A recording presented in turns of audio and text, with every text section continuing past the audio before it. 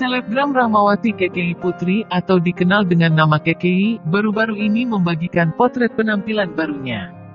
KKI ternyata baru saja melakukan filler di bagian hidungnya. Hidungnya kini terlihat lebih mancung dibandingkan dengan penampilan sebelumnya. Dengan melakukan filler di hidung, KKI merasa makin percaya diri. Wanita kelahiran Nganjuk, tanggal 23 Maret tahun 1995 ini melakukan filler di sebuah klinik kecantikan di Surabaya. Ia berterima kasih kepada klinik tersebut di Instagramnya.